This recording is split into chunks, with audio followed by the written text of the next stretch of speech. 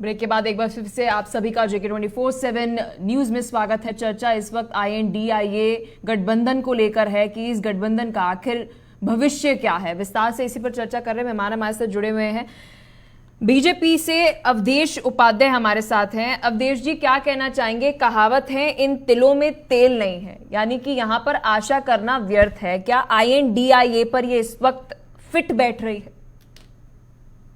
देखिए पलक जी, जैसे कि अभी आपके जो 3 प्रवक्ता बैठे हैं अलग अलग पार्टियों की, उनके अपने अपने मत थे।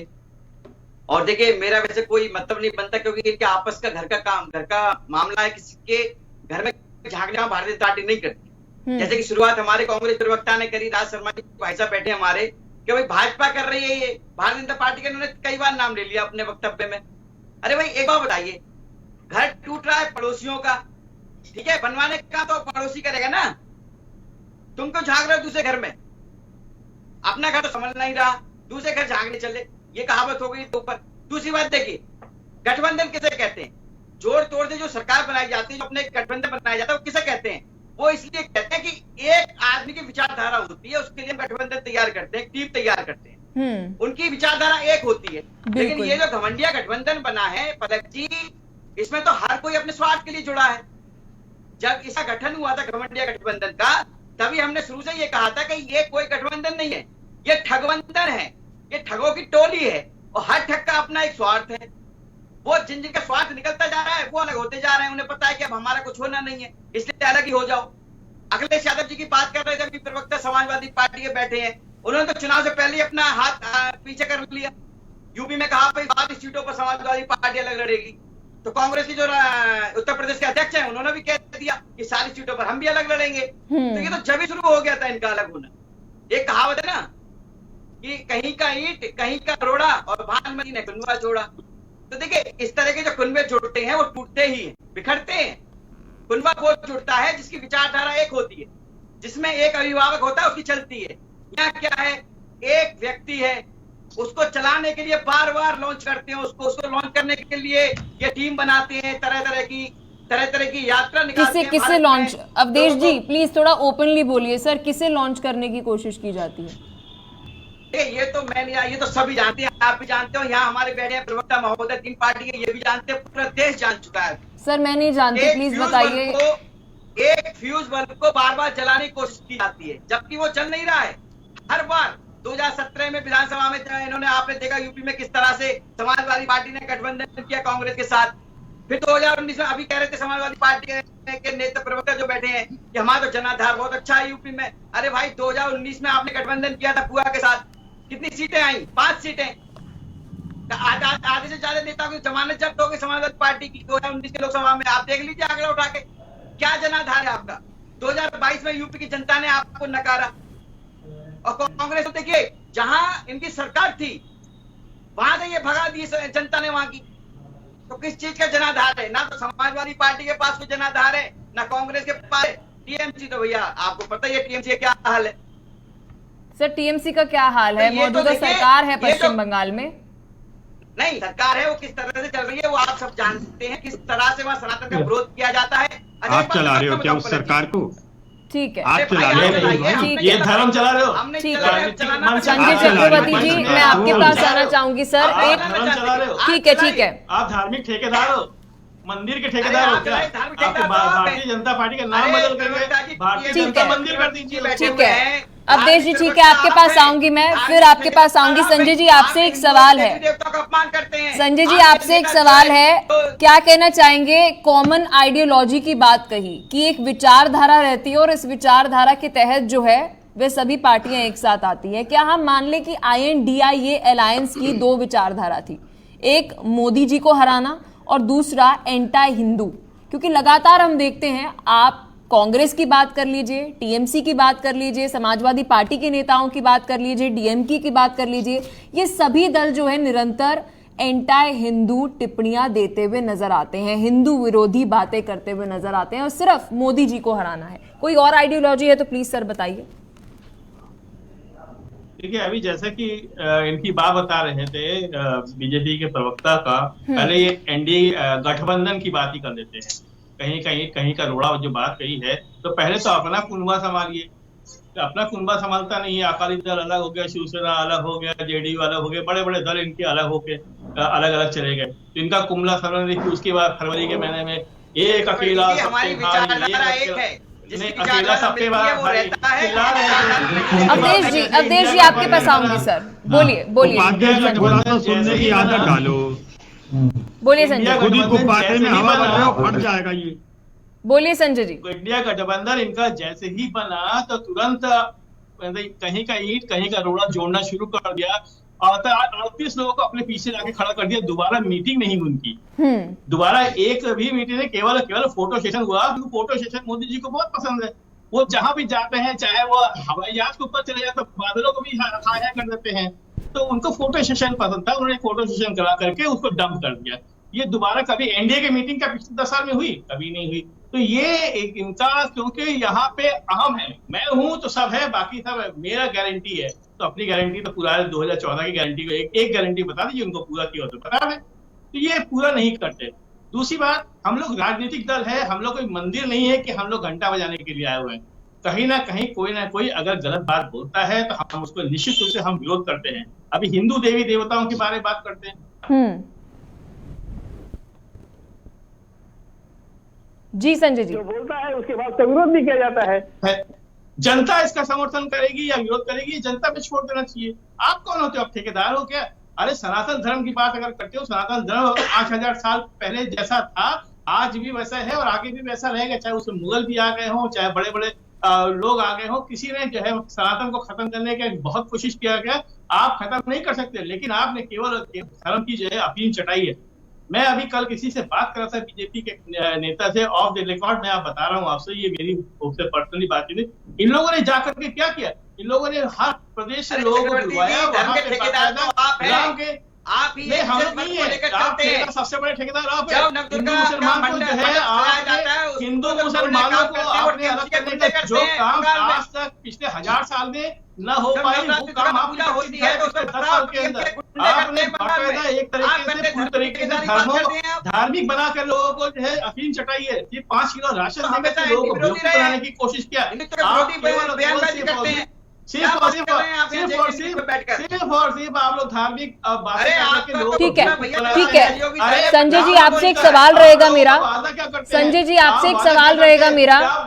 जब आप कह रहे हैं कि तुष्टीकरण जो किया जाता है बीजेपी द्वारा, सर ऐसा क्यों होता है? बीजेपी शासित जितने भी प्रदेश हैं वहां पर दंगे होते हुए नजर नहीं आते हिंदू मुस्लिम को लेकर, या फिर कोई भी दंगों की अगर मैं बात करूं, राइट्स की बात करूं। लेकिन सबसे ज्यादा अगर अभी बात करें हम पश्चिम बंगाल की, वहां पर सबसे ज्यादा हिंसा देखने को मिलती है। चुनाव तक वहां पर नहीं हो पाते सर।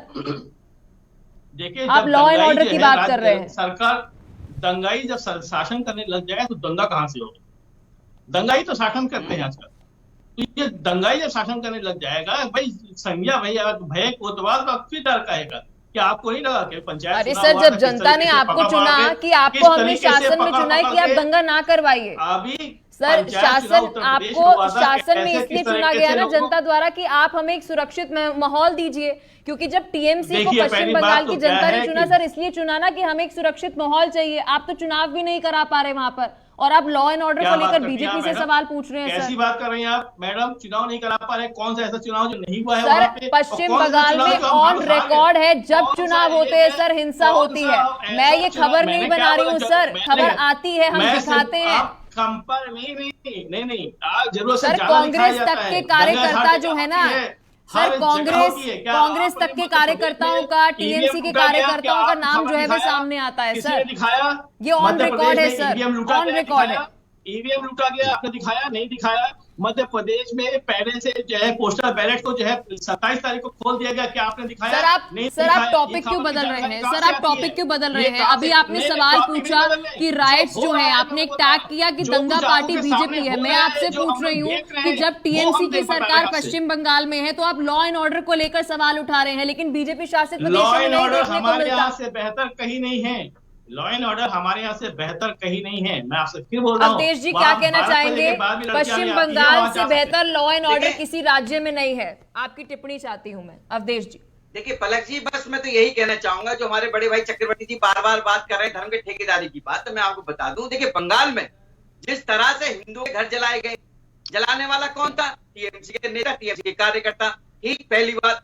दूसरी बात, जब दुर्गा पूजा हो रही थी, उसके मंडप में आग लगाने वाला कौन था? टीएमसी का कार्यकर्ता।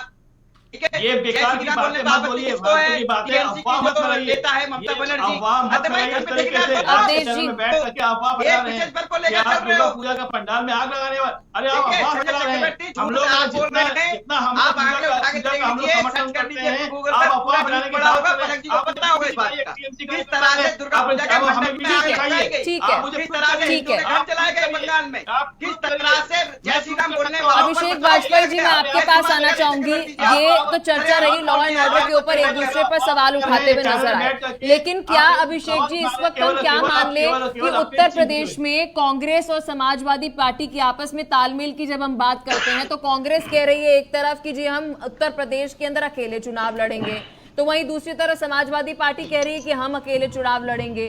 तो स्थिति इस वक्त क्या है? तालमेल तो स्पष्ट तौर पर देखने को नहीं मिल रही है। कमलनाथ जिस तरीके की बातें अखिलेश यादव के लिए करते हुए नजर आए, तो क्या आप उसी दल के साथ सहयोग लेंगे 2024 के लिए जो आपके प्रमुख के लिए इस तरीके की बातें कहते हुए नजर आ रहे हैं?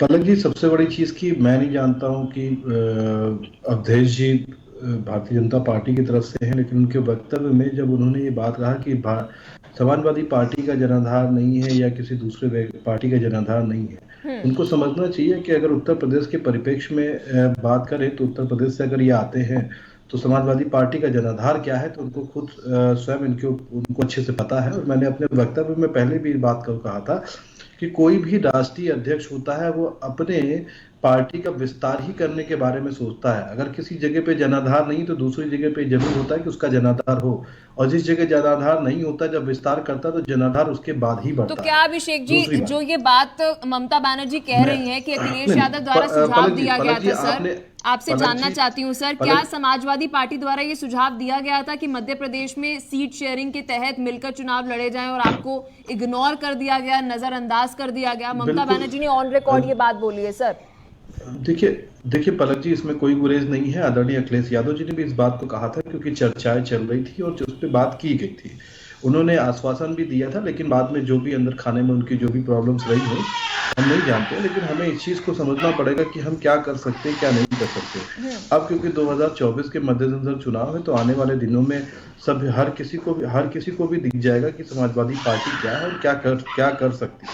क्योंकि समाजवादी पार्टी का एक एक कार्यकर्ता बिल्कुल तैयार है और 2024 में मुंहतोड़ जवाब देगा भारतीय जनता पार्टी को और लोकतंत्र की हत्यारी पार्टी। लेकिन सर अगर आप INDI अलायंस के साथ नहीं चलते 2024 के अंदर तो आप किसका नेतृत्व लेंगे? क्योंकि राष्ट्रीय तौर पर तो आपकी पार्टी नहीं है ना, किसी का नेतृत्व तो आपको चाहिए। देखिए ये कोई बात नहीं है कि कोई व्यक्ति नहीं सर, बात है आप किसे प्रधानमंत्री बनाएंगे? अकेले उत्तर प्रदेश के अंदर आप नहीं बना सकते ना सर, किसी के साथ तो आपको रहना पड़ेगा। एनडीए के साथ संभव नहीं है तो INDI के साथ नहीं रहेंगे तो समर्थन किसका करेंगे सर? पलक जी देखिए, सिनेरियो बिल्कुल डिफरेंट हो चुके हैं और आज के दिन पे हमें ये समझना पड़ेगा कि आदरणीय नीतीश जी हो गए, आदरणीय ममता जी हो गई और आदरणीय अखिलेश यादव जी अगर किसी बैठक से थोड़ा सा गुरेज कर रहे हैं तो वो क्यों गुरेज कर रहे हैं, इन चीजों को समझना पड़ेगा हमें। और मैं आपको बड़ी जिम्मेदारी के साथ बता दूं कि अगर आप चाहे बिहार के परिप्रेक्ष्य में देख लीजिए, चाहे उत्तर प्रदेश में, चाहे आप बंगाल में देख लीजिए, अगर हर व्यक्ति ने भारतीय जनता पार्टी का रथ रोक दिया तो उसके बाद तो बैकडोर से बैठ करके बातें हो सकती है कि हम क्या कर सकते हैं, लेकिन इन चीजों के संजय जी आपसे एक बहुत महत्वपूर्ण सवाल ये पूछने जा रही हूँ, सोच समझ के इसका जवाब दीजिएगा। क्या हम राष्ट्रीय तौर पर कांग्रेस के बिना कोई एक नेतृत्व जो है वह देख सकते हैं? क्योंकि कांग्रेस पर स्पष्ट तौर पर इस वक्त ना समाजवादी पार्टी, JDU और TMC को विश्वास का अभाव नजर आ रहा है। नहीं, मैं ऐसा नहीं मानता। पहली बात, कांग्रेस ने कुछ गलतियां की है तो गलतियों का उनको सबक मिलेगा। दोबारा उन्होंने आखिरी गलती उन्होंने फिर से की जब 3 तारीख को जब रिजल्ट डिक्लेयर हुआ तो मल्लिकार्जुन खड़गे को बिना सबको विश्वास में लिए डेट डिक्लेयर नहीं करना चाहिए। हर एक के हाथ, क्योंकि कोई पार्टी का राष्ट्रीय नेता है तो कोई मुख्यमंत्री है, सबके कार्यक्रम लगे होते हैं, तो उस कार्यक्रम के हिसाब से सबसे सलाह मशवरा करने के बाद को अपनी तरफ से उन्होंने डेट डिक्लेयर कर दिया। डेट डिक्लेयर नहीं करना चाहिए था, ये काम उन्होंने फिर से एक गलत काम किया, गलत स्टेप उठाया। तो मैं सिर्फ और सिर्फ कांग्रेस से एक बात कहना चाहता हूँ कि प्लीज और प्लीज कभी भी ऐसी कोई प्रोग्राम हुआ करे तो पहले विमर्श करें, फोन से बात कर लें और उसके बाद किसी डेट को लेकर, ताकि मतलब इस तरीके से ये मैसेज नहीं जाना चाहिए, फूड का मैसेज जा रहा है, ये मैसेज नहीं जाना चाहिए जो कि गलत है, और ये बैठक को कैंसिल भी करना पड़ गया, ये भी बहुत बड़ी गलत बात है। पिछले 3.5 महीनों में सूत्रों का ये कहना है कि आपने जो भी होमवर्क किया था उस पर काम ही नहीं किया गया। कांग्रेस द्वारा ये तय किया गया, कोऑर्डिनेशन को लेकर एक कमेटी बनाई गई, अलग अलग पार्टी के नेता थे, संजय राउत थे, राघव चड्ढा थे, और हमने देखा कि सबका आपने नेतृत्व उसमें लिया। उस बैठक का क्या हुआ, उस पूरी कमेटी का क्या हुआ, कोऑर्डिनेशन का क्या हुआ? 3.5 महीनों में हालचाल कांग्रेस द्वारा नहीं पूछा गया आप सभी का। कांग्रेस ने क्या किया, कांग्रेस ने यहीं पे एक तो बहुत बड़ी गलती की, वो आत्ममुग्ध हो गई और उसमें नेताओं को खुला छोड़ दिया कि वो अपने गठबंधन के बारे में कुछ भी बोल दे और उसको टोकाटाकी नहीं की। ये काम नहीं करना चाहिए। जब आप बड़े भाई की भूमिका में हैं तो बड़े भाई की एक जिम्मेदारियां होती है। अगर आप सम्मान पाना चाहते हैं तो आदर देना शुरू करिए, आदर देना शुरू करेंगे तो आपको सम्मान मिलेगा। अब आदर ही नहीं दोगे तो सम्मान कौन करेगा?